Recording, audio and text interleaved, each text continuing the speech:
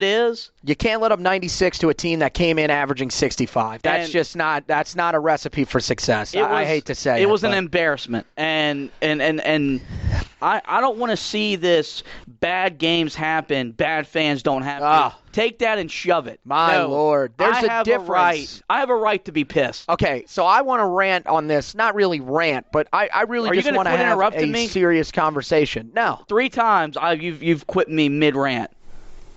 Well, because I feel like we are going to lose the podcast. 1, because you're either going to explicitly curse, or 2, that might happen because as well. you may really start going in on certain guys that will then result in no listeners on the podcast. I'm okay with that. I'm trying to slow down the roll here. Some of these guys deserve to be publicly criticized. I about said execution. I'm not there. My goodness. But criticized, I'm there. I mean, I just don't get why, that seems to be a popular opinion. Right now, like, if you look at the way that this team is playing, you should be able to admit that this team is not playing the way that they should be, that they are capable of playing right now. And I like the people that want to bring up, well, maybe it's just the fact that we didn't land the right amount of talent. This is on Roy. Dude, look at the rankings. I told you this last night. When we were there in the preseason, go back and listen to some of the preseason episodes of this, or the offseason episodes even, where we talk about what we were expecting from these guys. You were expecting a lot more. You weren't expecting Cole Anthony to be injured. You were expecting him to have a little bit of help from Armando Bacot, who has had his struggles. But at the same time, I mean, look, again, this is another guy where people are like, why is this kid not averaging 30 points a game, 10 rebounds? Okay? Not everybody that comes in is going to be a superstar. That's just because you have 5 stars next to your name doesn't matter. There are times where you will go through struggles. There are times where maybe that 5-star rating, maybe they were wrong about you. We don't know that yet. But for people to cast Armando off and say, oh, well, he's just a terrible player. Not a terrible player. He made a couple of smart plays yesterday. He was in position. He just couldn't finish. You want to know what the problem with him? Leaky Black, some of these other guys, dude, this might get me killed. Oy. And I wrote about this. My God. They don't have a competitive spirit because they don't love to play basketball.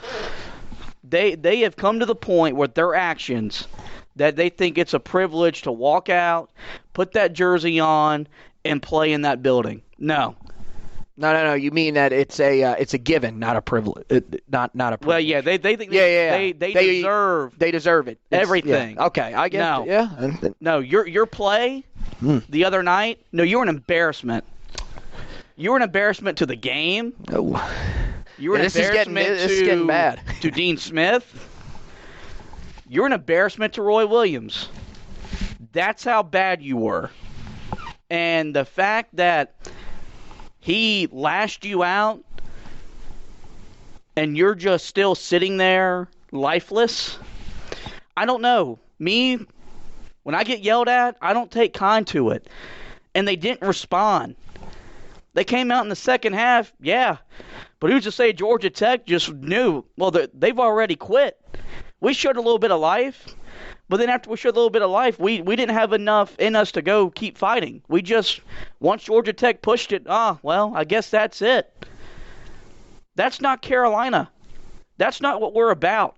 And I was dumb enough to think, after they started the second half 16-5, they're going to win the game. Because you were down 9 at the under 16 timeout. I mean, yeah. Because it's Carolina. It's one of those classic things that this program has built a long tradition on of winning games like that. And they were going to, when we look back at the year, man, that second half really turned this season around. And it didn't happen. And look, Georgia Tech deserves a lot of credit. Alvarado, he's a scrappy guard from New York. And he played with a lot of emotion. He took the fight to Carolina on the defensive end. His intensity really set the tone from the beginning. And look, Jeremiah Francis had a game where you could tell he was a freshman. And I'm not going to sit here and rip that guy because the fact that he's still on the court, I think I'm going to tell you. KJ Smith, I can't complain about you. Right. You were at Pacific 2 years ago. You didn't expect to be doing this when you came here. He was a walk-on last year. Just this year got a scholarship. Now he's playing severely significant minutes. And maybe some of it was the hangover from Anthony Harris's injury. I think for Francis, that's a big factor because of how close he was. So yes, and I'll give you, I can live with some of that. But wouldn't the best way to go out there and honor your teammate that you know can't be on the floor to go to war with you is to go out there and play as hard as you can for him? And you didn't. You just laid down and let a team that's a bottom feeder in the ACC embarrass you in your own building. This was a game that we counted on as a win. That, okay, we get this win, we get to Pittsburgh, we get that win, we get to Clemson, we get that win. Man, we're 11-5. Cole Anthony's back in a week and a half, 2 weeks at the max. We're feeling really good about ourselves, about where we can go in the ACC and where we can go nationally as we start our upward ascend to March, which is what this program does. And we kind of thought this was going to be a year that you just gradually got better from November to December to January to February, on and on, until March you'd feel like you had a chance against anybody to go win a national championship.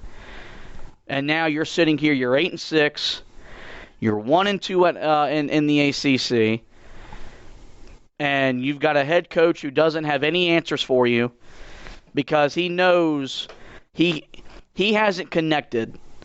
And it's not from a lack of him trying to connect.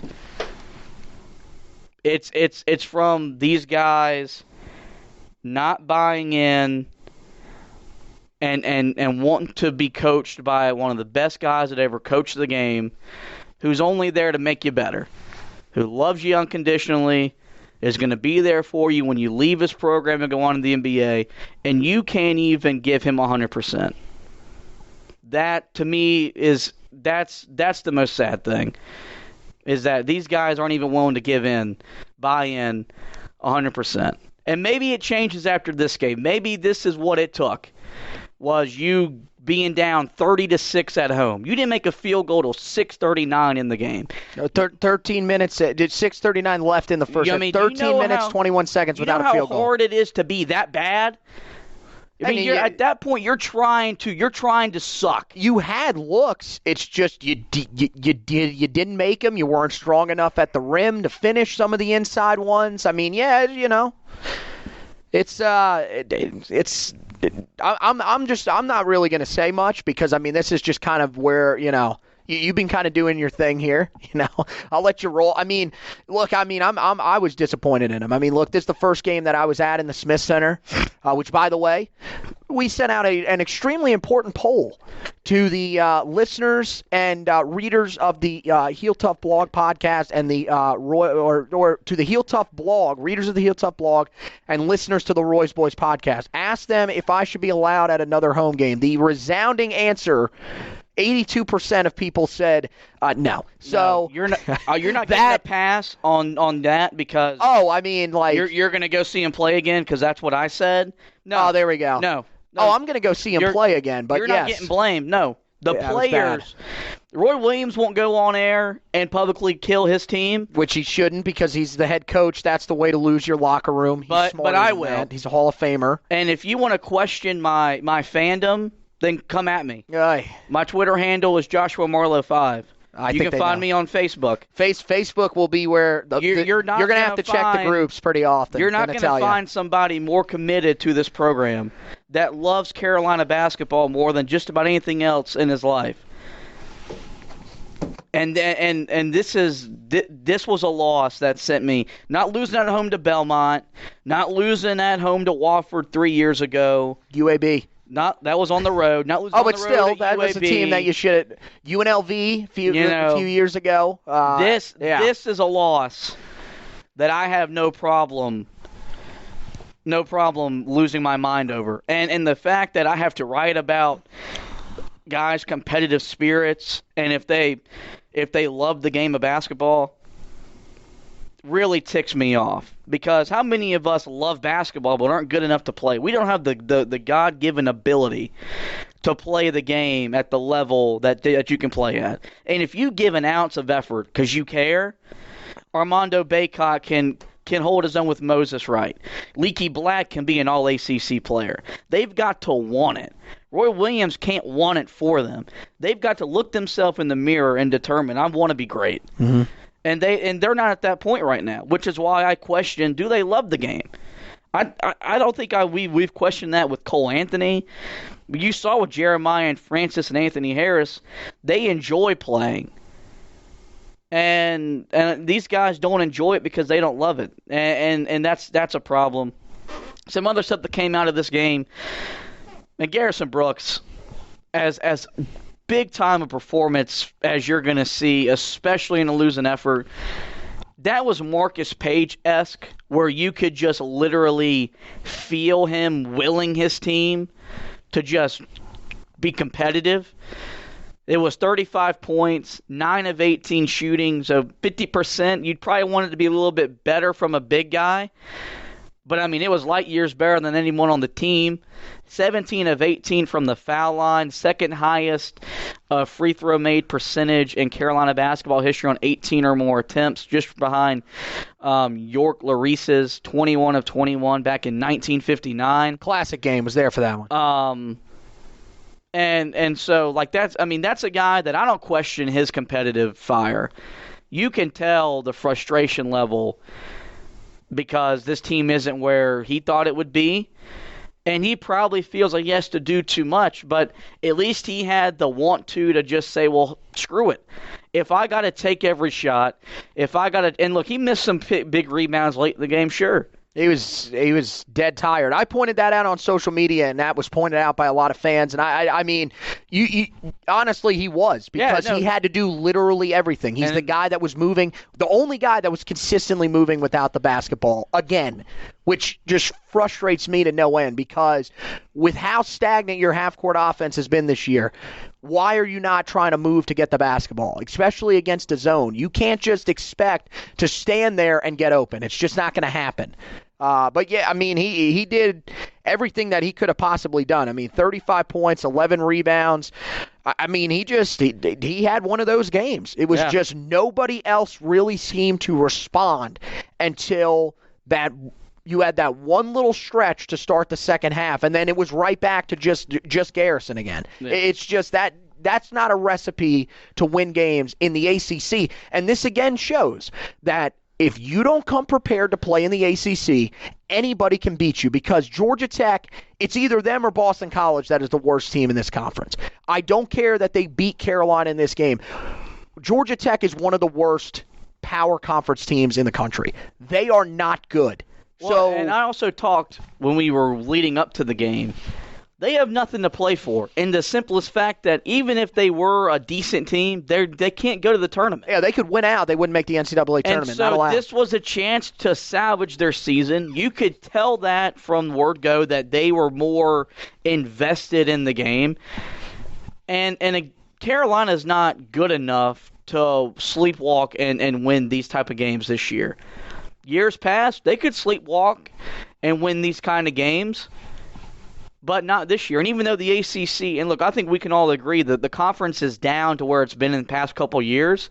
It's not as deep as it normally is, but it's still possible that you could lose at home to Georgia Tech, and you got to turn around. You got to play Pittsburgh at home, but you don't play good Wednesday night. You're losing another game at home. Yeah, and then it's going to start to snowball. And you stop the snowball when you beat UCLA and you beat Yale. You got 2 wins under your belt, and you headed into 2020. And we at 8-5, we felt okay. We weren't. I'm not on here singing the praises of being 8-5, but of course, well, no. I felt okay that where we were at with all the injuries, and I get that plays into it. You're without Cole Anthony. You're without Anthony Harris, who had provided a spark off the bench. You've already been without Bixter, but now that you knew for a fact that, he ain't coming back, it limits what you want to do rotation-wise because the depth isn't there. But that's just an excuse. And nobody in this conference is going to feel bad for Carolina because a couple guys got hurt. That's just a simple fact of when you're as accomplished program as they are, they don't care. You still have the target on your back because of the name on the front of your jersey